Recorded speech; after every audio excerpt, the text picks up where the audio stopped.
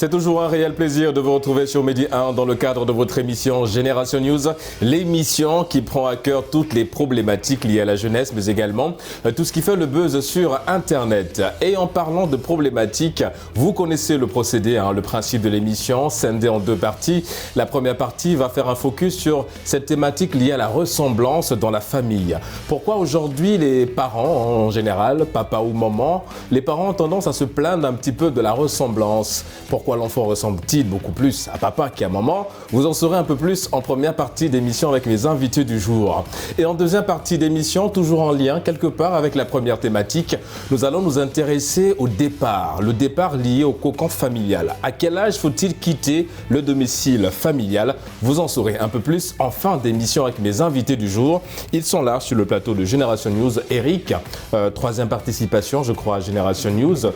Vous êtes étudiant en diplomatie et géostratégie. Oui. C'est ça. En tout cas, merci d'avoir répondu à l'invitation Génération. C'est un plaisir, c'est un plaisir. Et on remercie également une habituée du plateau de Génération News, Grâce. Vous êtes restauratrice. Merci d'avoir répondu à l'invitation de Média. Merci, Ogis. Et on va terminer avec le tout nouveau, évidemment, sur ce plateau de Génération News. Il s'agit de Pascal. Pascal, vous êtes étudiant en ressources humaines et communication. Merci d'avoir répondu à l'invitation Génération News. Merci, Ogis. Les amis, nous allons tout de suite entrer dans le vif du sujet en parlant de ressemblance. Je l'ai souligné dans l'introduction, Eric, aujourd'hui il y a une petite polémique en général dans les familles parce que l'enfant ressemble beaucoup plus au père ou à la mère. Selon toi, pourquoi aujourd'hui il y a justement ce problème lié à la ressemblance dans la famille? Bon, Régis, déjà, je pense que ça part d'un point de vue purement culturel. D'accord. Déjà parce que les gens ont tendance à dire qu'un homme qui prend plus la ressemblance, lorsque l'enfant ressemble plus à l'homme semble plus viril et plus fort aux yeux de tout le monde. D'accord. Et si ça cause problème, c'est parce qu'après, on a tendance à penser qu'on perd ce petit caractère de force-là, sans oublier que normalement, la ressemblance, ça découle de l'ADN. Oui, parce qu'il y a le côté génétique aussi. Oui, exactement. Donc, c'est un peu que cette conception, on va dire, africaine de la chose là qui pose problème. Parce que moi, je ne pense pas que les Occidentaux, par exemple, ont cette réflexion-là. C'est purement africain de penser qu'il y a un problème ou parce que l'enfant ne me ressemble pas, c'est pas mon enfant, ou bien voilà. Oui, parce que c'est là l'autre problème aussi, loin de vouloir t'interrompre, mon cher Eric. Grâce, alors on va beaucoup faire recours à toi, c'est logique parce que tu es la seule femme sur ce plateau. Pourquoi justement ce problème? On a l'impression que c'est beaucoup plus en fait un problème du côté masculin que féminin. On a l'impression que les femmes n'ont pas beaucoup ce problème en termes de ressemblance de leur progéniture. Pourquoi? Bon, dans certains cas, je peux dire que c'est plus les hommes qui ont ce problème de réflexion, là, de dire que comme la femme a fait des enfants garçons, ils sont forcément obligés de me ressembler.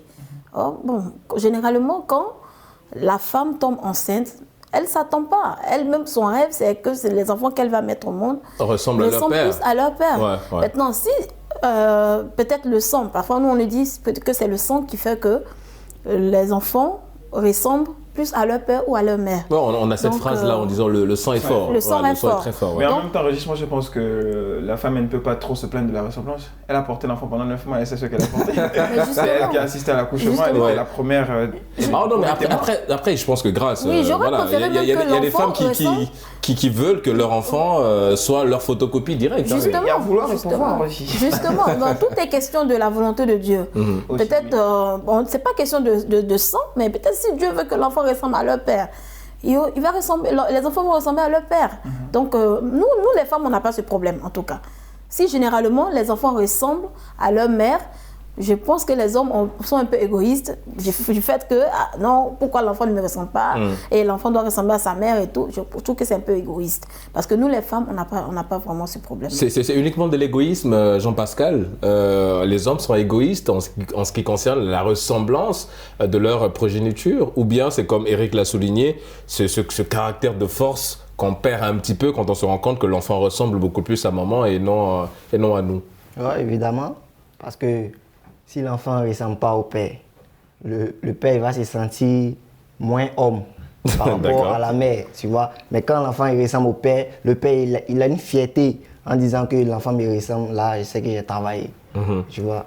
Et donc la problématique, Eric, on est d'accord qu'en fait aujourd'hui c'est assez compliqué parce que si on reste évidemment sur le continent parce que c'est le nôtre et comme on l'a souligné, ce problème ça cause un petit peu des soucis dans chaque famille en fonction parfois de la tradition, de ce que ça renvoie aussi derrière, parce que si l'enfant ressemble beaucoup plus à la mère qu'au père, on se pose des questions. Aujourd'hui on assiste à un phénomène où il y a des pères qui sont un petit peu sceptiques à partir du moment où la ressemblance n'est pas là. Il y a beaucoup qui vont faire des tests de paternité. C'est dire à quel point ce problème-là est très crucial aujourd'hui et à prendre avec beaucoup de sérieux. En effet, Régis, je veux dire, c'est une conception purement africanisée de la chose parce que les Africains n'ont pas bon, c'est vrai. On parle de test ADN, mais qui en fait? Les Européens en plus. Mais c'est plus facile. Il y en a quand même qui ont besoin de ce côté très sûr de l'enfant, de la progéniture, obligé d'aller faire les tests de paternité. Oui, mais la vérité peut-être, la vérité, c'est la suivante. On était à deux. D'accord. L'enfant ne me ressemble pas, l'enfant ne te ressemble pas. Qui est le père? Je suis désolé, il y a la contribution de deux parties. Il y a le père qui apporte sa contribution génétique, il y a la mère qui apporte sa contribution génétique. Même si l'enfant ne ressemble pas totalement au père, mais au moins avoir des traits. C'est la montre des choses, là au moins on accepte. Par exemple, moi, je veux dire, je ne ressemble pas totalement à mon père, mais au moins, trait de caractère, on sait que les oreilles... les oreilles, c'est pour papa. Ouais, d'accord. D'accord. Bon, au moins, la contribution, elle est là. Au moins, la contribution est là. Ouais. Donc, quand il me regarde, il sent au moins que oui, c'est mon enfant. Au moins, je m'identifie. Mais si, par exemple... Est-ce que c'est justement c'est ce qui crée le problème aujourd'hui? Parce que si on en parle sur Génération News, c'est parce qu'il y a une problématique, il y a un problème. Est-ce que c'est ce côté aussi de fierté, comme Pascal l'a souligné, ce côté de se rendre compte que, ok, oui, là, il y a mes yeux, il y a mon nez, il y a ma bouche, ça m'appartient, donc mon enfant, c'est mon enfant. Je vais essayer de fixer la chose. Et on va voir le contexte dans le village. D'accord. Assis autour du baobab, il n'y a pas les femmes, ou bien au corps de garde, lorsque... un mari a un nouveau-né, lorsqu'il apporte au corps de garde, il s'assoit et fièrement il écarte les pieds pour dire « voici mon enfant ». Et lorsqu'on regarde, on va dire « oui, c'est ton enfant ». Parce que quoi, à première vue, l'enfant te ressemble et tout le monde est fier parce que oui, là tu as travaillé et tout. Parce qu'on se dit que bon, il y a une certaine force dans le sang, comme Grace le soulignait, il y a une certaine force dans le sang. Que si l'enfant ne te ressemble pas, ça veut dire que tu as été faible. Et bon, comme je dis que c'est une conception purement africaine, c'est parce que c'est nous qui voyons les choses comme ça, que oui, c'est l'esprit qui est fort, ou c'est l'âme qui est forte, ou c'est le sang haut. C'est purement africain en fait. C'est de là où réside le problème. Généralement, j'avais quelque chose à ajouter à cela. Vas-y. Généralement, en fait, je me dis, une femme ne peut pas avoir des rapports sexuels avec, excusez-moi pour les thèmes, avec son homme, même si elle est, c'est-à-dire enceinte d'une autre personne, mais je peux dire le fait d'être en contact avec la personne, ça peut aussi donner à l'enfant la ressemblance. Je ne sais pas si vous comprenez. Oui, parce que, non, mais attention, parce que c'est que Grace souligne, Eric, parce qu'en fait, il y a aussi des situations. Alors, c'est vrai que là, on est beaucoup plus dans ce dualisme-là entre le père et la mère, mais attention, il y a des enfants qui sautent des générations complètement. C'est-à-dire, vous faites un enfant, il ne ressemble ni à la mère, ni au père, il va ressembler à la tante, ou bien à l'oncle, ou au grand-père. Mais attention, il y a une limite dans ce que Grace dit, parce que les propos de Grace peuvent justifier l'injustifiable. Elle dit l'enfant. Lorsque la femme enceinte, lorsqu'elle est en contact par exemple avec quelqu'un, l'enfant peut prendre la ressemblance. C'est ce que tu dis. Imaginons le voisin. Moi, je fais un enfant. Imaginons le voisin est en contact avec ma femme. Elle accouche. L'enfant ne me ressemble pas. Il ressemble au voisin. Ah non, mais c'est un voisin. Il y a la femme qui a triché. Ouais. Non, on sent que la femme a triché. Mais je prends un exemple. Quand une mère est déjà enceinte, même le grand frère, c'est-à-dire le grand frère de celui qui est dans le ventre, généralement, quand vous remarquez, déjà, les humeurs, elles mettent déjà sur l'enfant. Ouais. Les petits trucs, oh non, bon, quand l'enfant sort, on dit, oh, il ressemble directement à son grand frère. Si c'est un garçon, on dit, oh, non, mais celle-là ressemble à son grand frère. Non, mais ça, c'est la même famille. Mais en fait, admettons que la ressemblance quitte le centre. Non, mais là, si ça quitte le centre, la couche, la cellule familiale, non, mais c'est que ça allait peut-être chez l'homme, ça dans la famille. Il y a un autre contact. Bien sûr. La famille est une grande famille. On a raison de douter du fait que si l'enfant ne nous ressemble pas, on a raison de douter de la fidélité de la femme. Pourquoi on va douter? Moi, je me dis qu'un homme qui doute de sa femme, qui est enceinte de lui, il est conscient que c'est un homme qui est irresponsable. Comment ça? Parce que, déjà, ce que je disais tout à l'heure, quand tu vas avec une femme, tu es conscient que tu es allé avec une femme. Et tu es conscient que tu l'as enceintée. Tu n'es pas conscient qu'elle a un autre? Non, mais quand même. Tu ne sais pas ce qui se passe? Je trouve que c'est d'abord le manque de confiance en soi et aussi de l'irresponsabilité. Parce que l'enfant ne peut pas soit te ressembler, mais ressembler à peut-être ton grand frère. Ou bien ressembler à ton oui, père. parce que comme je disais tout à l'heure, Eric, c'est qu'en fait, il y a des enfants qui sautent des générations. C'est-à-dire que l'enfant peut ne pas te ressembler, ou l'enfant peut ne pas ressembler à sa mère, Justement. mais l'enfant va ressembler à l'oncle, ou bien à la grande sœur de la mère, ou à ton grand frère, à toi. Mais je pense que ce qui découle de ce que tu dis, Régis, c'est plus ce que j'étais en train de parler. L'enfant ne peut ne pas me ressembler. Mais si on regarde bien, si l'enfant ressemble à ma mère, c'est qu'il y a des petits traits de ressemblance. Mais si l'enfant est totalement, on va dire quoi? Mais pourquoi avoir le doute? Moi, c'est la question que je pose. Pourquoi avoir un doute? Supposons que tu sois marié à ta femme, ça fait 10 ans. Vous avez déjà, c'est votre 3e enfant. Les deux qui viennent, il y a forcément des traits de ressemblance. Il y a un qui va forcément ressembler à papa. Déjà, moi, j'ai envie de te poser une question. Tu ressembles des deux. Tu ressembles à qui? À papa ou à maman? Au niveau des traits, je veux dire. Je pense je ressemble plus à ma mère qu'à mon père. Voilà, donc beaucoup plus à maman qu'à papa. Mais je veux, comme Grace dit, hein, c'est pas, évidemment, je ne veux pas jouer à l'avocat de Grace, mais si je suis sa logique, c'est dans le sens de se dire, en fait, c'est que on n'est pas obligé de douter quelque part. On ne peut pas douter parce que si on se dit que c'est sa femme et que même si l'enfant derrière arrive et que il n'y a pas cette ressemblance de toi physique du père, s'il y a la ressemblance physique de la mère, on y va, on est d'accord que ça va, ça reste notre enfant. Je prends un exemple, excuse-moi. On va s'écouter, on va laisser Eric. Donc, Grace, si on peut admettre qu'un enfant, deux personnes mettent un enfant au monde, l'enfant peut prendre totalement les caractéristiques de la mère et ne rien prendre. Non, mais je prends un exemple. Et le père qui est noir, qui a du teint noir, et la mère du teint noir, et l'enfant sort clair. Non, là, c'est la génétique. C'est la génétique. Moi, je prends l'exemple sur moi. Moi, je peux prendre l'exemple sur moi. Moi, mon père est noir, ma mère est noire. Mais mon grand-père était clair. Et ta fille, elle a pris ton teint? Ma fille est noire. D'accord, elle n'a pas pris ton teint. Ma fille n'a pas pris mon teint. Ma fille a pris le teint de son père. Tu comprends? Mais moi, quand je suis née, je suis la plus claire de ma famille. On va revenir sur ce point. Moi, il n'y a pas de problème sur le teint, mais le visage. Non, mais mon père me dit, mon père, j'ai pris le visage de ma mère. Mais quand j'étais bébé, quand j'étais encore tout bébé, on demandait à ma mère, mais c'est l'enfant de qui? Parce que mon grand frère était noir, ma grande, c'est parce que moi je viens après des jumeaux. Mon grand frère, mais les deux premiers enfants de ma mère étaient noirs. Donc celle qui est venue là, c'est l'enfant de qui? On se demandait est-ce qu'elle n'a pas triché. Mais mon grand-père était clair. Mais ça, c'est pas légitime. Non, mais ça, c'est pas ça. On va revenir sur un point d'abord. Jean-Pascal, on parle tout à l'heure de ressemblance. Moi, je m'accroche à l'argumentaire développé par Grace quand elle parlait justement du questionnement de l'entourage par rapport à son teint, qui n'a rien à voir évidemment avec ses parents. Comment tu vis cette ressemblance? Alors toi, la même question qui a été posée à Eric, tu ressembles beaucoup plus à qui des deux? À ma mère. Tu ressembles beaucoup plus à maman qu'à papa. Oui, du coup, comment tu vis cette ressemblance dans la famille? Est-ce qu'on te l'a déjà quelque part reproché de beaucoup plus ressembler à ta mère qu'à ton père? Est-ce que quelque part, est-ce qu'il y a des anecdotes à nous raconter par rapport à cette ressemblance physique qui est assez appuyée en ce qui concerne ta mère? Bon, chez nous comme ça, c'est une fierté de pouvoir ressembler à maman. Pourquoi? Parce que la lignée familiale, ça vient de maman. D'accord. C'est seule la mère qui connaît le père de son enfant. Donc quand l'enfant ressemble à la mère, c'est comme une fierté chez nous, quoi. Une fierté, oui, ça c'est beaucoup plus du côté de maman. Mais est-ce que du côté de papa, est-ce qu'il y a eu je sais pas, est-ce que quelque part on t'a un petit peu reproché cette ressemblance? Non. Du côté des papas même, ils sont fiers parce qu'ils ressemblent à maman. Ils se disent que le sang de maman est fort. Eric, pourquoi on en arrive là? Je veux dire, pourquoi on arrive à un point où on est obligé de douter de sa progéniture parce qu'il n'y a pas ces traits de ressemblance? Il faut le dire, Régis, l'homme est à la recherche de cette perpétuelle domination.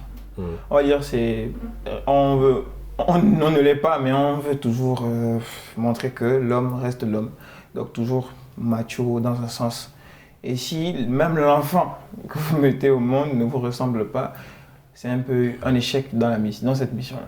Donc c'est pourquoi il y a toujours ce petit conflit. Mais je suis désolée. Est-ce que dans le couple, c'est ce que Grace disait aussi, Grace d'ailleurs je viens, parce que tu as la parole, je reste avec toi, c'est ce que je disais aussi au début tout à l'heure et Grace l'a souligné, est-ce que dans un couple justement on est obligé de se retrouver à ce point-là, ce point de divergence, ce point de se dire ok on va se poser des questions sur oui mon enfant ne me ressemble pas, l'enfant ressemble à X, mon enfant ne me ressemble pas.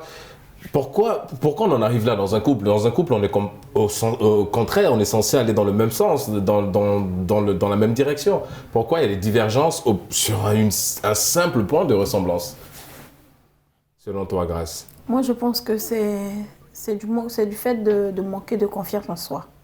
Parce que quand tu sais très bien en âme et conscience que tu as eu déjà des enfants et que tu as mis une femme enceinte, cela ne doit pas être un problème de savoir à qui l'enfant va ressembler.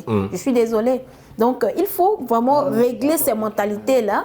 Il faut vraiment régler ces mentalités de dire que mon enfant ne me ressemble pas, donc il n'est pas mon enfant. Je suis désolée. Parce que l'enfant ne peut pas certes te ressembler, mais l'enfant peut prendre ton caractère. Exactement. Et ça, c'est assez intéressant, Jean-Pascal, ce qu'elle dit, parce que la ressemblance, c'est vrai que depuis qu'on parle, la ressemblance, on l'a beaucoup plus centré sur le point physique, mais la ressemblance, ça peut être au niveau du comportement, ça peut être dans la manière de voir les choses. La manière de penser, de mon côté, il n'y a pas de problème. Qui ressemble à la mère ou il me ressemble. Et de toute façon, il va ressembler à un de nous deux. Mais c'est Voilà le problème. C'est là le problème aussi. Lorsqu'il ne nous ressemble pas, nous deux, là, il y a un problème. Donc, il revient à dire qu'on va poser la question à madame du fait qu'elle a triché ou pas. Mais en fait, c'est ça. Pourquoi toujours à madame qu'on pose la question? Parce que c'est elle qui porte les... Mais pourquoi madame doit tricher dans son foyer? Qu'est-ce qui pousse madame à aller tricher? C'est ça. Pourquoi une femme... Grâce, là, c'est une autre question. Grâce, là, c'est une autre question. C'est une autre question, une problématique. Je veux souligner le point de dire qu'une femme ne triche pas généralement. C'est pour dire quoi? Oui, toutes les femmes, vraiment, quand elles sont mariées, rares sont des femmes qui vont tricher ailleurs pour prendre la grossesse d'un autre homme pour envoyer à leur mari. Vous comprenez? Donc, quand l'enfant ne vous ressemble pas, pourquoi aussi aller chercher et puis tu sais que tu allez chercher dans la grande famille à qui l'enfant ressemble. Voilà, je pense que en fait, l'enfant aura au moins des traits venant de vous. Mais de toutes les façons, je pense que Eric, on arrive comme un point où on connaît notre famille. Je veux dire, si ton enfant ne te ressemble pas, s'il ressemble à ton frère, ça ne veut pas forcément dire qu'il y a eu une communion entre les deux. Ça veut dire que dans la famille, ton gène à toi, qui est aussi identique à ton frère, peut avoir. Moi, je vais prendre mon exemple, les enfants de mon grand frère me ressemblent. Au point où, de fois, en me taquinant, en me disant, est-ce que tu n'as pas eu une aventure avec la femme de... Non, mais c'était... Moi, évidemment, c'était pour rigoler. Mais les enfants de mes frères me ressemblent à moi. Donc, moi, quelque part, quand je vois mes neveux, je me dis, je sais à quoi mon fils va ressembler prochainement parce que j'ai déjà un peu un visu physique. Mais en fait, ce que j'essaie de dire, c'est que... Alors, c'est vrai, comme ce qu'elle dit, c'est assez intéressant. Parce que si, aujourd'hui, ton enfant ne te ressemble pas, va chercher un peu plus loin, remonte un peu l'arbre généalogique, parce qu'il va forcément ressembler au grand-père décédé, ou à la grand-mère, ou bien au petit frère. Mais dans ce cas, il y a toujours les grands-parents qui nous disent à qui l'enfant ressemble. Oui, et justement, est-ce que c'est important sur ce point-là? Parce qu'on se rend compte que, même là, sur ce plateau, on se rend compte qu'il y a des divergences. Si la ressemblance crée des divergences dans des couples, et c'est la raison pour laquelle on en parle d'ailleurs sur Génération News, est-ce que les personnes aussi qui peuvent aider dans cette situation, c'est comme tu l'as dit, c'est les grands-parents. Il faut faire toujours recours à eux aussi en cas de doute. C'est ça. Ouais. Mais en cas de difficulté ou en cas de dilemme ou de problème, on a toujours besoin de médiation. Surtout en Afrique, c'est notre politique, on a toujours eu besoin de médiation. Si dans le cas de Pascal, il a recours aux grands-parents par exemple, parce qu'eux, au moins, ils ont un regard plus élevé par rapport à la question. Ok, mais le moyen le plus moderne, c'est le test de paternité. Ouais. Je reste. Bon, après c'est dommage. C'est un peu dommage qu'on en arrive là. Bien sûr. Parce que tu sais très bien que tu vis avec cette femme et que tu sais très bien que cette femme est ta femme. Mais pourquoi aller faire un test de paternité? Le même montre que tu doutes vraiment de ta femme. Non, j'ai eu envie de poser une réflexion. Nous sommes en Afrique, on se connaît, on connaît les mentalités de nos sociétés. Et ce que tu as dit, c'était la femme, pourquoi elle va tricher si elle est mariée? On va prendre le cas d'une jeune fille qui se débrouille, elle est étudiante. Elle rencontre un jeune milliardaire. Le monsieur s'avère être... bon, il fait des enfants, mais il n'arrive pas à en avoir. La fille, en quête d'enfant ou alors en quête d'aventure, elle se retrouve à sortir avec un autre jeune. Elle tombe enceinte. Il faut laisser la richesse du milliardaire. Eric, attends, on s'écarte du sujet. Revenons sur le sujet. Moi, je parle dans le contexte de mari et femme. On est mariés. Non, je te dis, on est mariés. Déjà, même, on parle de... je sais pas, je connais pas trop la médecine, mais quand on rentre déjà dans tout ce qui est génétique. Tout ce qui est génétique. D'accord. On voit, est-ce que l'enfant est B positif ou A positif? Il y a des enfants qui ne sont ni B ni A. Tu as dit quoi? Que la mère a triché? Non, bon, non, mais après, attention, sur ce plan, c'est vrai qu'on n'est pas tous médecins, mais du peu qu'on connaît, parce qu'en général, écoute, tu peux être O+, ton enfant peut être A+, hein, c'est pas forcément dans cette logique-là. Mais revenons sur le sujet, parce que là, on s'écarte un petit peu les amis, revenons sur le principe en lui-même qui est lié à la ressemblance. Alors moi, je reste avec toi, Grace, tu as une fille, elle s'appelle comment déjà, ta fille? Oriane, à qui on passe le gros bisou, déjà comme c'est Noël, on passe un gros bisou déjà aussi. Alors, on revient un petit peu à Oriane, elle te ressemble ou elle a les traits de son père?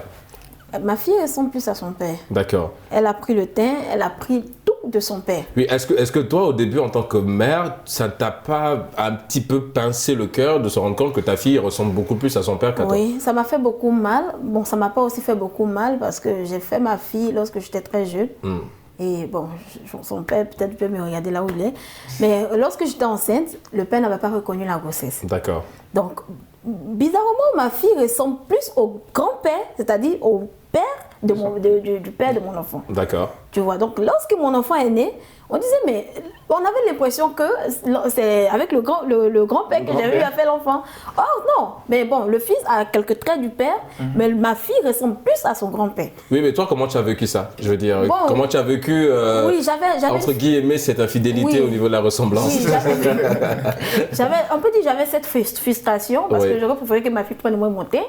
Bon, parfois, ça fait un peu mal, mais quand je parle avec elle par vidéo, j'ai dit, mais vous voyez un peu la frustration, mais pourquoi tu as pris tout ça de ton père et tout? Mais textuellement, la taille, le thé, tout.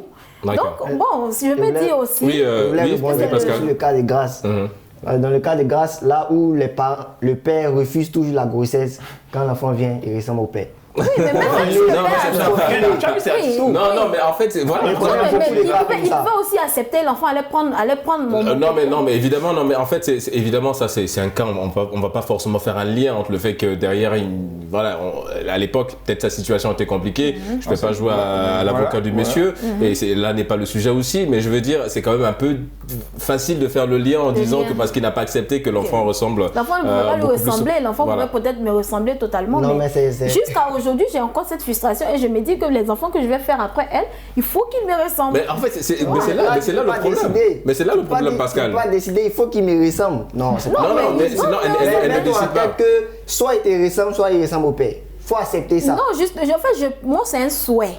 Que l'enfant au moins prenne un trait de moi. C'est son souhait. Moi, ma fille, la seule chose qu'elle a pris de moi... Mais ne sois pas découragé aussi quand tu vas ressembler au père. Non, pas forcément. Parce que je t'ai dit que nous, les femmes, on n'a pas ce problème. Que l'enfant ressemble à son père ou pas. Parfois, on a des petites frustrations. Mais il y a des petits traits que les enfants prennent de nous. Moi, ma fille, elle est beaucoup courageuse. À son âge, à 9 ans, elle prépare. Elle fait la cuisine. C'est normal, mon mère dans la restauration. Voilà, voici la ressemblance. Je suis fière. Je connais au moins ma fille dans ce sens. Mais pour dire que la totalité de mes enfants vont ressembler, franchement, il y a des traits que les enfants vont prendre aussi de moi. Eric, quelque part aussi, quand on se retrouve dans cette position où on est appelé à être père dans les mois qui viennent, on a toujours un peu ce sentiment de se dire... Je suis curieux de voir quel trait de mon visage mon enfant va... Justement, on ne va pas se dire que je suis curieux de voir quel trait de visage l'enfant va prendre chez la mère. Ouais. Parce qu'on est égoïste, on ne va pas se mentir, même elle aussi, elle n'a pas pensé. C'est dans les deux cas. Hein. Justement. Autant l'homme pense à ce que l'enfant... la ressemblance que l'enfant aura, autant la femme aussi. Donc, elles sont peut-être hypocrites de ne pas le dire. Nous, on le dit parce qu'on le veut, mais elles font genre... Non, parce qu'après, sur les réseaux sociaux, on voit souvent des phrases, une mère qui publie une photo de son fils et qui met en légende 9 mois de grossesse pour ça, dans le sens où l'enfant ressemble... Après, c'est de manière assez ludique, évidemment, que ces moments ont tendance à taquiner leur progéniture, mais quelque part aussi, ça renferme un peu cette frustration grâce à souligner que la progéniture, l'enfant ressemble beaucoup plus à son père et non à elle. Comment soigner aujourd'hui, mon cher Pascal? Alors, c'est vrai qu'on a presque fait le tour de la question. Il nous reste quelques minutes avant de clore cette première partie. Comment aujourd'hui arriver un petit peu à faire en sorte que cette cohésion et que la ressemblance ne soit pas un point de divergence dans le couple, mon cher Pascal, selon toi? Bon, il faut que le père et la mère acceptent que l'enfant qui vient va prendre un visage, que ce soit du père ou de la mère. Il faut que les parents acceptent ça. D'accord. Grace? Tout enfant, disons, ne souhaite pas de ressembler à ni le père ni la mère. Et lorsque la situation s'impose, disons, au couple, le couple doit l'accepter. Et parce que des fois même, on ne pense pas, Eric, pardon de t'interrompre, des fois on ne pense pas à l'enfant aussi, comment il vit ça en fait. Parce qu'il y a des parents qui se retrouvent justement à discuter, oui, mon enfant ne me ressemble pas, il ressemble à quelqu'un d'autre, mais on ne se met jamais du côté de l'enfant, comment lui il vit ça en fait, c'est traumatisant quand même. Moi, dans mon cas, il n'y a pas eu de problème, hein. Vu qu'il ressemble à ma mère, il a été bien... Non, mais parfois, je peux prendre l'exemple, il y a des enfants qui ressemblent aussi à leur père.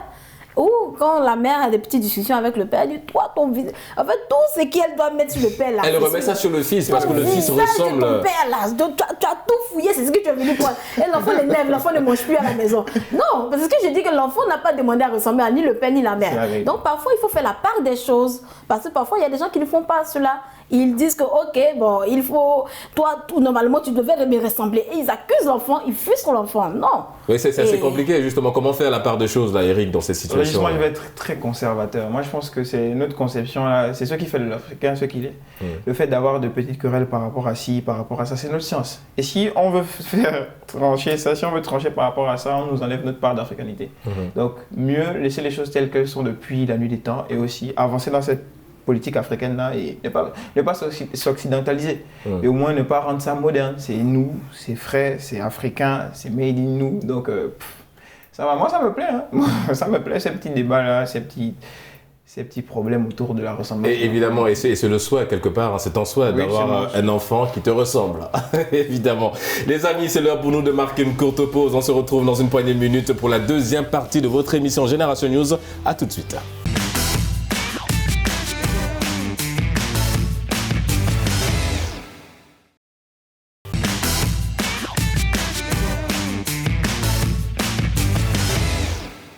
De retour sur le plateau de Génération News pour la deuxième et dernière partie d'émission. Nous allons à présent, les amis, nous intéresser à un autre phénomène. Un phénomène qui soulève un peu beaucoup de salive sur le continent, j'ai envie de dire. On parlera un petit peu de ce cocon familial. À quel âge, Grâce, selon toi, faut-il quitter la maison familiale? Généralement,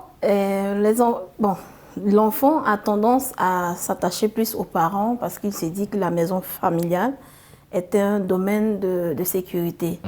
Mais je me dis, à un certain âge, il ne faut pas toujours s'agripper sur la famille, c'est-à-dire les parents. Parce que lorsque nous remontons à la Bible, excusez-moi parce que moi je suis chrétienne. Non mais allez-y. Oui, lorsque nous remontons à la Bible nous dit que lorsque Dieu disait à Adam de se marier avec Ève, il a dit, l'homme quittera son père et sa mère et s'attachera à sa femme. Donc c'est pour dire qu'on n'est pas appelé à rester éternellement attaché à la famille. Déjà en tant que déjà responsable, on se sent déjà gêné de pouvoir se détacher, de pouvoir quitter la maison familiale et d'aller vivre une vie simple, c'est-à-dire moderne, et sans pour autant qu'on nous dérange en fait.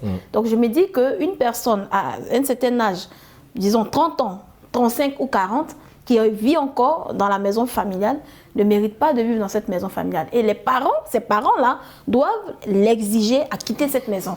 Parce qu'il y a des gens parce qu'ils se sentent tellement à l'aise qu'ils disent que, ok, bon, comme mon père ne m'a pas chassé, c'est ma maison. Non, ce n'est pas ta maison. Va chercher ta maison, travaille. Si tu travailles, tu fais tes économies et tu construis la tienne. Et c'est ainsi que tu feras ta propre famille. Va chercher ta maison, c'est un peu dur, hein. Mais en fait, évidemment, ça s'inscrit un peu dans ça, parce que quand elle dit qu'à partir d'un certain âge, elle a donné l'âge, à partir de 30, 35 ans, 40 ans, on doit devoir quitter le domicile familial et créer son monde. Parce que comme elle a dit, tu quitteras ton père et ta mère et t'attacheras à ta femme, ça sous-entend quelque part aussi que tu dois te marier, tu dois avoir ton domicile à toi. Et apparemment, tu ne partages pas cet avis, mon cher Eric. Pour toi, on reste dans le domicile familial jusqu'à ce qu'on décide finalement de partir. Même si 50 ans nous trouvent dans le domicile familial, on y est parce que c'est chez nous quelque part. Peut-être pas lorsqu'on décide, mais on ne peut pas parler d'âge. D'accord. Je pense qu'on parle plus de moments. Parce que si on parle d'âge, c'est qu'on va dire on te donne une limite. Quand tu arrives à 35 ans, pas de là. Attends, c'est pas ça. Tu dois quitter de là. Peu importe l'âge, tu quittes de là si tu es capable de quitter de là. À 35 ans, si tu n'as pas de situation stable, situation financière stable, tu quittes, tu vas où? Régis. La vérité, c'est que l'on reste avec les parents, parce qu'on est en sécurité. 2, parce qu'on épaule la famille. 3, parce que... Oui, mais épauler dans quel sens? Si à 40 ans, tu es toujours au domicile familial à 40 ans, tu épaules tes parents dans quel sens? Puisque tu ne payes pas d'eau, tu ne payes pas de courant, la nourriture... non, ça, c'est pas dit. Non, désolé, non mais écoutez, mais on va dans tous les sens. Si tu es à 40 ans, tu n'aides pas... Moi, je veux comprendre quand tu parles d'épauler. C'est beaucoup plus dans quel sens? Quand je parle d'épauler, c'est déjà, on va restructurer le débat. D'accord, non, mais allons-y. Les parents ont mis du mal à créer cette cellule familiale. Ouais. Leur souhait, ce n'est pas que l'enfant parte, puisque le départ est toujours une douleur. Le souhait, c'est peut-être que l'enfant s'émancipe, mais peut-être dans le même champ familial là, toujours. On sait que lorsque l'enfant quitte la maison familiale, c'est pour aller fonder une famille, se construire, oui, mais les enfants ont tendance à complètement oublier la famille. Et ce qui attriste un peu nos parents. Moi, ce que je dis, c'est il n'y a pas d'âge, il y a un moment. D'accord. Et le moment de partir de la maison, c'est quand tu te sens capable de partir. Oui, mais si le moment tarde, moi c'est là le problème, et je pense que c'est là un peu la préoccupation de notre ami Grace. Pascal, si le moment tarde, est-ce que tu partages déjà l'avis de notre ami Eric, ou bien tu essaies de relativiser un petit peu pour toi, à un moment donné, à un certain âge, il faut qu'on quitte le domicile familial? Bon, je suis d'accord avec l'ami Eric. D'accord. Du moment où il n'y a pas de date précise, il n'y a pas de point, du genre, à un certain âge, il faut quitter la maison familiale, non. On quitte la maison familiale lorsqu'on est prêt. On est prêt financièrement et tout et autres. Maintenant, je ne suis pas d'accord avec lui quand il me dit qu'il faut rester avec la famille pour les épauler. On peut même quitter la famille et puis les épauler. Oui, ouais, c'est vrai, on peut quitter la famille et les épauler derrière, Eric. Grâce. Toutes les grandes tribus, toutes les grandes nations se sont construites autour d'une famille. Je suis désolé. On est d'accord. C'est une cellule familiale, oui. La famille, tu peux toi-même la construire. Pourquoi tu veux vivre sur celui que ton père a construit? Avant de construire quelque chose de solide, il faut d'abord quitter quelque chose de solide. Non, mais c'est ce que je te dis. Mais si tu n'as pas quitté, comment est-ce que tu vas construire ta propre famille? Tu sais d'abord que la famille est établie comment d'abord si tu n'es pas dans une famille? Non mais Eric, partons du principe, Grace, on va s'écouter les amis. Partons du principe, un principe assez simple. Tout à l'heure, Grace donnait une tranche d'âge, elle parlait de 30, 35, 40. À partir de 40 ans, on estime que, ou bien à partir de 35 ans, ou 35 ans, on estime quelque part que tu es capable, toi, de fonder ta famille. C'est-à-dire que tu peux avoir un boulot. Partons de l'exemple aussi de quelqu'un qui a 35 ans et qui décide de rester toujours au domicile familial.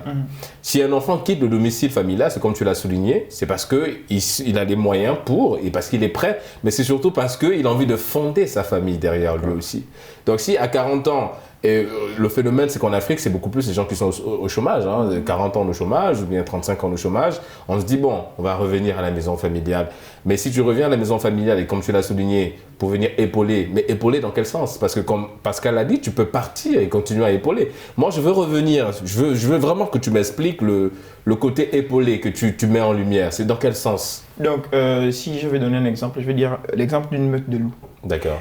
Le mâle alpha de la meute de loups, on va dire, c'est lui le père. Et après, il y a des femelles qui constituent les mères. Et après, il y a des portées. Tous les enfants restent là sous la dominance du mâle alpha, donc le père. Ils épaulent dans quel sens? Lors des parties de chasse, ce sont eux qui forment le groupe de chasse. Ils vont et le butin est plus gros.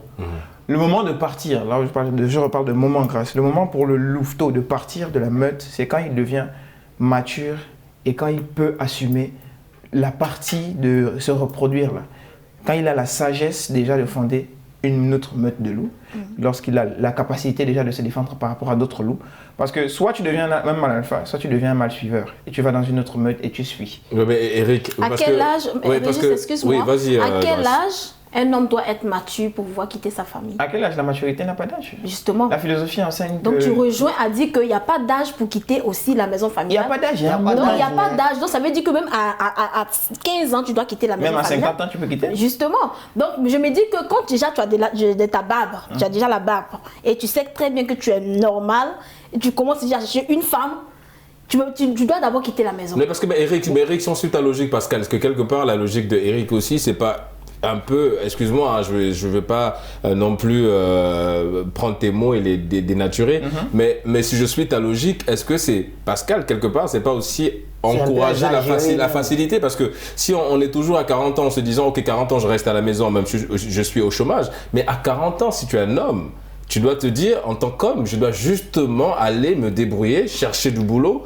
pour moi créer ma famille de côté. Mais à la base, C'est un peu exagéré parce que tu peux rester à la maison à 40 ans. Mais à 40 ans, tu as les moyens de pouvoir aller prendre une maison et t'occuper de toi, devenir autonome.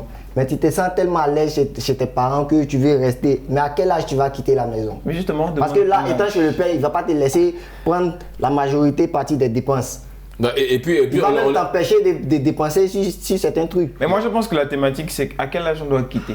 Non, mais Il n'y a pas d'âge pour pouvoir quitter. Moi, ce que je peux te souligner, c'est Eric, ce que je peux te souligner, c'est que quoi? L'homme doit quitter son père et sa mère pour aller construire un foyer, une famille. Tu comprends? Cela doit être déjà carré dans ton esprit. Mais des parents qui acceptent à un certain âge que leur enfant, ils savent très bien que l'enfant, il est âgé, il a déjà eu un enfant, 2 enfants, et il est encore dans la maison familiale. Cet enfant doit être exclu de la maison. Mais je le dis parce que si on te donne l'autre, tu vas t'imposer, tu vas dire non, c'est ma maison, il faut que je reste en tant que quel que soit l'âge, quel que soit ce que tu fais, les enfants que tu vas avoir, tout, étant chez lui, il ne va jamais te chasser. Non, mais je suis désolée. Moi, si à un certain âge, si aujourd'hui je suis vieille et que mon enfant ou ma fille est encore à la maison, je vais la chasser. Mais grâce à c'est la conception. Écoutons-nous, on va s'écouter les amis. D'accord. Donc, si on suit ta logique, les parents ont quelque part aussi leur part de responsabilité. Voilà, contribuent à cela. Parce que c'est pas normal. Moi, mon père, il s'est marié à l'âge de 30 ans. Ma mère s'est mariée à l'âge de 25 ans. Vous comprenez? Maintenant, ils se sont venus fonder leur foyer et nous, on est nés dans ce foyer. On n'est pas nés dans un foyer où il y avait le grand-père, il y avait la grand-mère. Mais pourquoi les enfants... le grand-père et la grand-mère, on va s'écouter. On va laisser Grâce Est-ce que le grand-père, est-ce que la mère, disons, je me perds un peu de mes idées, désolé, est-ce que on a grandi dans la maison, dans la grande famille, on n'a pas grandi. Je me dis que pour pouvoir fonder un bon foyer, pour pouvoir mieux éduquer ses enfants, pour pouvoir mieux se caser dans la vie, il faut quitter sa famille. Déjà, je prends des exemples. Il y a des familles où tu arrives, où quand tu viens, c'est-à-dire même tu n'as pas apporté de l'argent parce que c'est la mère.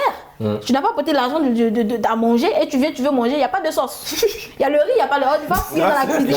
J'ai envie de reprendre. Je dis, on te dit, va fouiller dans la cuisine. Si tu as trouvé ce que tu trouves, tu peux gratte dans la marmite, tu vas prendre, tu vas dire quoi? Tu vas te fâcher. Eric, parfois aussi, en fait, on se retrouve dans des familles où, je suis désolé, la mère ou le père est obligé de entre guillemets, te chasser parce qu'ils estiment que tu n'as plus grand-chose à faire ici.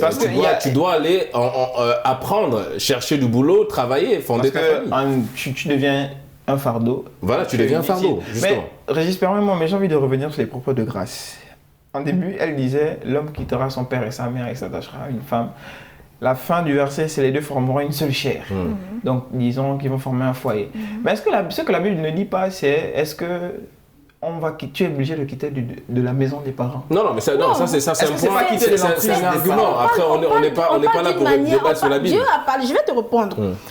Dieu a dit ça dans le but de dire que la famille reste toujours la famille. On ne peut pas quitter sa famille.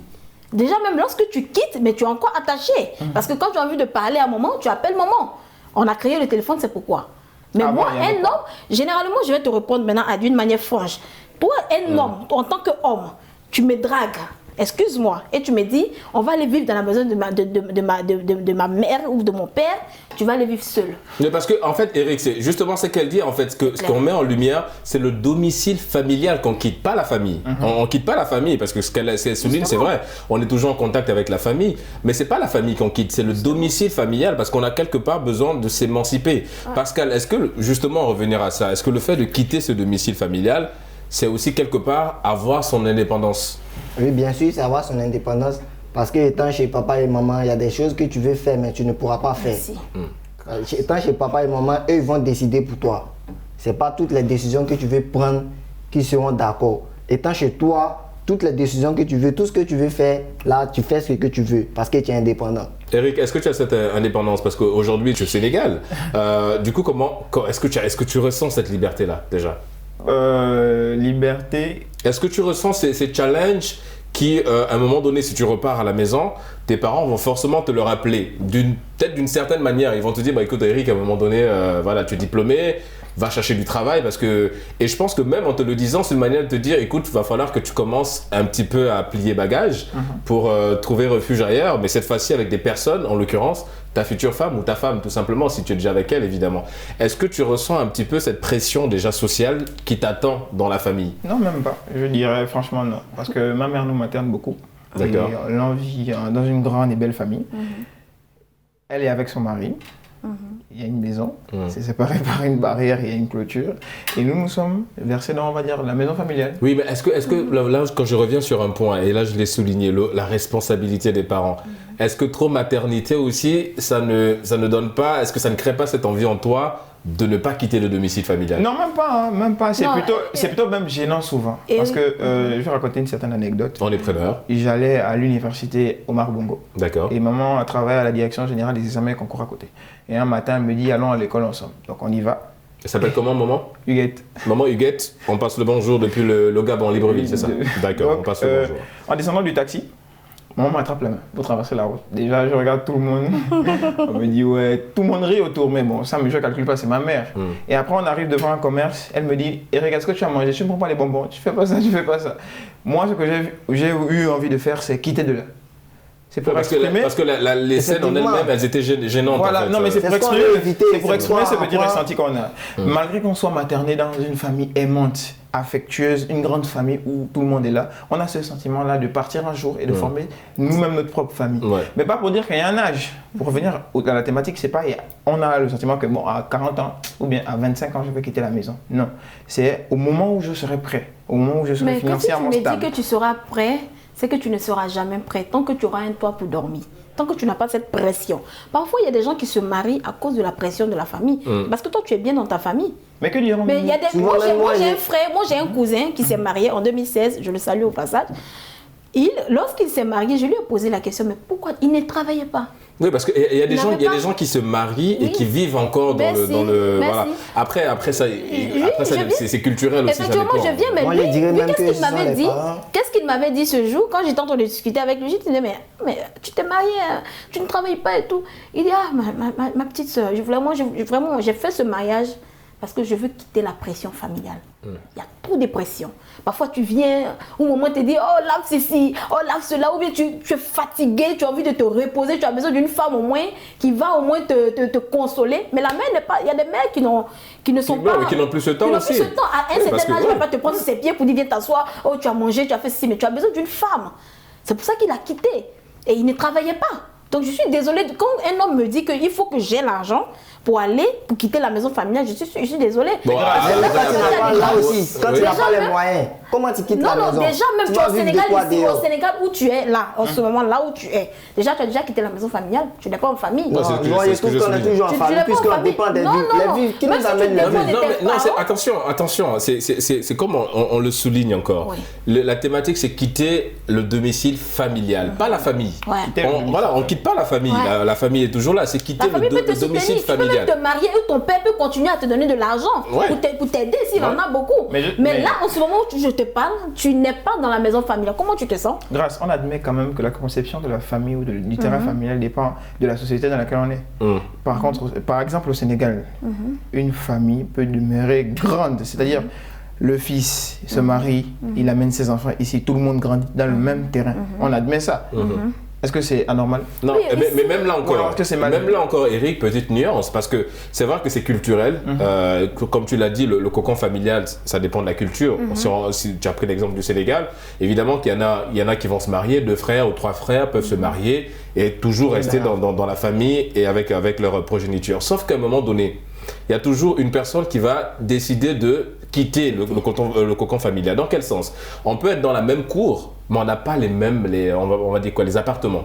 C'est-à-dire que moi, je vais créer mon appartement, je vais construire mon appartement juste à côté, pas très loin de la famille, juste à côté. Mais le fait déjà de quitter la maison, même si la cour est à 2 mètres, mais le fait de quitter de 2 mètres pour aller de l'autre côté, j'ai déjà quitté le cocon. Donc j'ai déjà ma liberté, j'ai déjà créé ma famille. Je voulais rebondir un peu sur tes propos. Vas-y, mon cher Parce que étant dans la cour familiale, si tu arrives à construire un petit endroit pour toi. Mais pourquoi ne pas quitter? Non, mais quelque part, pourquoi ne pas quitter? Parce que comme on a dit, c'est pas la famille qu'on quitte, on quitte le cocon. Parce que pourquoi ne pas quitter dans quel sens? Non, tu peux quitter, mais tu quittes pas la famille. Non, en fait, ta logique c'est tu quittes la famille, mais tu quittes pas la cour. C'est dans ce sens non, que tu quittes la cour. D'accord. Tu quittes la cour, tu vas te construire un chez toi. Mais tu restes toujours du côté de la famille, tu viens, tu Mais vois. bien sûr, la tu famille, peux c'est ça. venir saluer la famille en passant. La famille peut venir. Mais c'est ce qu'on demande à tout le monde. Mais c'est que moi, ici à Dakar, par exemple, les familles sont plus. Mais aujourd'hui, quand tu vois la majorité des Sénégalais, rares sont les personnes qui veulent vivre en famille. Il y a beaucoup. Il y a des gens aujourd'hui qui cherchent des maisons, c'est vrai qu'ils ne sont pas trop loin de la famille, mais qui disent que ok, comme mes parents sont à Mermoz, je vais prendre une maison à côté de Mermoz. Est-ce que tu es ivoirienne, Grâce, est-ce que la culture elle est la même en Côte d'Ivoire par exemple? Non, en Côte d'Ivoire, c'est pas. En Côte d'Ivoire même déjà, un enfant qui est déjà assez âgé, déjà ses parents commencent à l'humilier à la maison, il n'a plus le respect. Déjà même si tu travailles, tu n'as plus le respect parce que les parents vont regarder ce que l'autre apporte, ce que toi tu apportes. Ouais, Si parce que Là, je voulais rebondir un peu sur ce qu'elle a dit. Vas-y. Les parents commencent à l'humilier, mais pas le fait de te dire de quitter la maison. Non, mais c'est t'amener sous-entendu. à aller chercher un travail. Oui, mais parce Non, que on peut Jean-Pascal, pas. c'est sous-entendu. Je veux dire quoi, les parents vont déjà faire la comparaison. C'est-à-dire Voilà. si tous les enfants sont à la maison, à part les filles qui vont aller se marier, vous êtes 4 garçons, et que les 4 garçons décident de rester dans la même famille, mais que Paul envoie 500 000 pour son salaire, toi tu envoies 200 000, et l'autre envoie 1 million. Mais celui de 1 million, là, son plat sera bien servi. Toi, tu fais partie de Mais la tu famille. peux pas avoir les 1 million et puis rester encore en famille. Non, mais il y a des gens. il est parti déjà, Mais c'est ça. il n'est plus là. Non, mais il y a des gens. Il y a Non, des mais gens quand qui elle a dit gagnent. les quatre sont toujours à la maison. C'est pour cela que je dis, il y a Les des quatre sont gens qui toujours ont à de la maison. l'argent, mais ils vivent encore sur le toit de leurs parents. C'est ce que je veux dire. Et c'est ce qui est anormal. C'est une chose bizarre, c'est qu'on ne peut pas concevoir qu'un homme qui a une voiture, qui a de l'argent, qui a tout, qui a une femme, qui a des enfants, va encore aller vivre dans la famille. Ça existe. Ça, c'est le cas d'Eric. Parce qu'il s'est dit qu'il se sent tellement à l'aise à la maison parce que papa l'a pas la mère le dolote, le Aujourd'hui, chouchou. il s'est dit que c'est 1 million. Il paye pas d'eau, Voilà, il paye c'est pas. c'est 1 million. Il pouvait prendre, comme papa peut-être a déjà construit, il n'y a plus de maison à payer. Peut-être les 1 million, il s'est dit qu'il peut enlever 50 000 pour les factures et tout, et pour l'argent de popote, et le reste, il gagne en banque. Je suis désolée, non. Maintenant, c'est parents qui Mais mais pourquoi le problème? Parce que là, on est en train de parler, on a l'impression que ce problème aussi, ça ne concerne que les hommes. Parce que bon, les femmes, on a l'impression qu'elles sont déjà appelées à partir parce qu'elles vont se marier. Il y a des femmes qui sont même dans les foyers, il y a des femmes qui restent. Moi, je connais une femme qui a 50 ans, qui est encore dans la maison, elle était mariée, elle est revenue. Vous comprenez? Mais généralement, ce sont les hommes qui restent plus en famille. Mais parce que la femme, déjà, dès son bas âge, elle est déjà... La femme, déjà, elle est déjà appelée à être mariée. Lorsque déjà tu mets un enfant, tu mets des jumeaux, femme et garçon, déjà au monde. Et que tu sens, il faut regarder un enfant de 9 ans. Et une fille de 9 ans, un garçon de 9 ans et une fille de 9 ans. Lorsque tu demandes au garçon, dans sa tête, il veut jouer. Mais une fille, quand tu vas lui demander qu'est-ce que je vais t'acheter, elle va dire, il faut m'acheter les dinettes. C'est-à-dire que des choses pour préparer.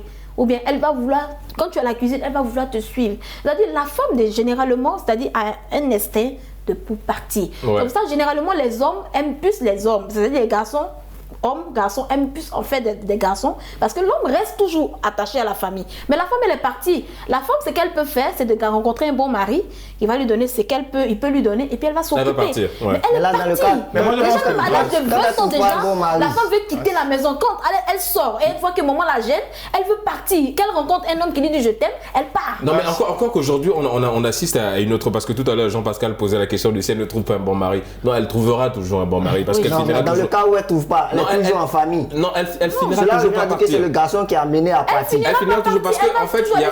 Il y a une petite chambre restée seule. Voilà, justement, c'est le point que je voulais aborder. C'est que, en fait, les femmes sont beaucoup plus, on va dire, elles ont beaucoup plus cet instinct de partir, même si elles n'attendent pas forcément. Moi, dans ma famille, je prends toujours mon exemple. Moi, mes grandes sœurs sont parties très tôt. Très tôt. Même quand elles n'avaient pas de mari, elles sont parties parce qu'elles avaient besoin de leur monde. Elles avaient besoin de cette indépendance-là.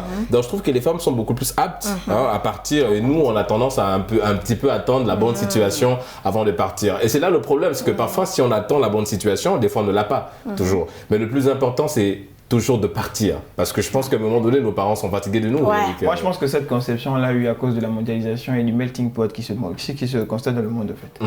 Parce que du temps de nos grands-parents, Oui, nos jadis. grands-pères et avance, Ouais. Moi, je pense pas qu'il y avait des enfants qui pensaient quitter le terrain familial. Peut-être les femmes, parce qu'il est plus noble pour une femme de partir en mariage en étant dans la maison de son père il est plus noble que son mari vienne la chercher dans la maison du père. Oui, c'est beau, voilà, et tout. Elle va fonder une famille. C'est ce qui est bien. Parce qu'on dit, un homme quittera son père et sa mère et s'attachera à sa femme. Il va quitter, il va prendre une femme, mais où il va? Ils vont Il chez la lui. ramène en famille. Parce famille, qu'elle appartient à une nouvelle famille. Mais aujourd'hui, le monde a évolué. Nous ne sommes plus autant jadis. Nous sommes autant. Le monde n'a pas évolué. Nous sommes devenus. Le monde n'a pas évolué. Non, mais il y a quelque part une évolution. Déjà, je prends un enfant, prends déjà l'Occident. L'Occident, déjà, à l'âge de 19 ans ou 20 ans, l'enfant veut quitter sa famille, il a déjà chez lui. C'est justement ce dont je suis en train de Vous parler. comprenez? C'est justement ce dont je suis en train de parler. Le monde n'a pas évolué. Les mentalités ont été modifiées. Là, moi, je trouve que le monde a évolué. C'est pourquoi on parle du thème qui est là. Non, au fait, Quitter le domicile familial. la vérité, c'est que les mentalités ont été modifiées par rapport même à tout ce qu'on a vécu comme bouleversement en Afrique. On a eu la colonisation, on a eu l'implantation, on a eu, en Afrique du Sud, il y a eu l'apartheid. Il y a eu plein de trucs qui ont fait en sorte qu'on adopte des comportements et des mentalités qui ne sont pas les nôtres. Et on pense maintenant que cela est normal et que parce que le monde a évolué, et pourtant eux, ils sont restés les mêmes. Mais on regarde aussi... il y a il y a toujours, je pense, même si on était toujours dans nos cultures, dans nos traditions, je pense que même aujourd'hui, dans nos traditions, on a toujours aussi, parce que regardez dans nos traditions africaines, il y a toujours des rites d'initiation et tout, où on demande aux jeunes parfois de dormir seuls en forêt, de faire certaines choses. Mais c'est vrai qu'on a toujours été dans ce cercle fermé, dans la tradition, mais même dans la tradition aussi, on nous dit qu'à partir du moment où tu as une famille, tu dois plus justement rester chez soi. Mais moi, je vais expliquer un truc. Il y a le groupe, il y a d'abord le lignage. Bon, je veux dire l'ethnie. Il y a l'ethnie, il y a le clan et il y a le lignage. D'accord. Donc, disons qu'il y a un chef d'ethnie. Le chef d'ethnie, on va prendre le chef d'ethnie mienne. Il y a le chef d'ethnie. Le chef d'ethnie te dit, toi, vu que tu es grand, on scinde l'ethnie en deux, tu vas créer un clan. Tu deviens le chef de clan. Et dedans, encore là, on va scinder encore, on va faire le chef de lignage. Moi, je pense que c'est comme ça que les choses devraient se passer ici en Afrique. C'est lorsque tu es apte à prendre en main la famille, tu deviens le responsable de la famille, on scinde la famille, tu vas avec les grands-parents, tu vas maintenant, et tu t'occupes d'eux, vu qu'ils t'ont mis au monde. Mais je dis, jusqu'à quand tu vas continuer à t'occuper de tes parents? Sachant que toi-même, non, c'est normal qu'on s'occupe de nos parents. Donc toi là, tu vas jamais t'occuper de ta femme et des enfants. Non, mais on peut bien même s'occuper des parents en étant non, chez je suis désolée, c'est parce que tu n'as pas encore eu 10 enfants. Je pense que quand tu vas d'abord voir 1, 2, 3, 4, je pense que tu vas avoir cette pression-là. Quand tes parents te disent on a besoin de 100 000, tu vois comment tu seras nerveux parce que déjà tu vas vouloir mettre tes enfants à l'aise. Regarde, ton père a déjà fini pour lui, il t'a mis à l'aise. Mais qu'est-ce que toi tu fais à ta génération? Qu'est-ce que toi tu fais à ceux qui vont te procéder quand tu vas partir? Bon, on va revenir sur la thématique parce qu'il nous reste une poignée de minutes, une seule. On va chuter avec toi, Jean-Pascal, parce que j'aimerais que tu essaies de résumer, de clore un petit peu cette deuxième partie. Alors, on va ramasser ce qu'on a déjà dit. Pour toi, il n'y a pas d'âge pour quitter le cocon familial, mais on est dans cette obligation de le faire quand on est homme, de quitter et de fonder sa famille. C'est bien ça? Oui, c'est bien ça. Comme elle a dit, l'homme est amené à se marier, à fonder sa famille. Donc tu ne peux pas être un homme, avoir une femme. Est-ce que tu es prêt? Est-ce que tu es prêt à quitter le cocon? Je suis prêt à quitter la famille même. D'accord. Maintenant, si j'ai non, pas la famille, enfin le domicile familial. Le domicile familial, oui, c'est ça, effectivement. Si j'ai les moyens maintenant, là, il quitte le domicile familial. Bon, d'accord. Maman, elle te regarde, elle a compris le message. Les amis, hein, c'est vrai, il y a beaucoup de choses à dire, ça c'est sûr. Malheureusement, le temps qui nous est accordé tire à sa fin. On remercie Eric. Merci d'avoir participé à Génération News. Je rappelle que tu es étudiant en diplomatie et géostratégie. Merci d'avoir répondu à l'invitation Génération News. Toujours un plaisir de te recevoir. On remercie Grâce, également restauratrice. Merci d'avoir participé à Génération News. Toujours un plaisir de te recevoir. Et puis notre ami Jean-Pascal, étudiant en ressources humaines. Merci d'avoir répondu à l'invitation de Medi 1. Et c'est la fin de cette émission. On se donne évidemment rendez-vous la semaine prochaine pour d'autres thématiques liées à la jeunesse. Et d'ici là, quoi qu'il arrive, quoi qu'il advienne, gardez le sourire en compagnie de nos programmes.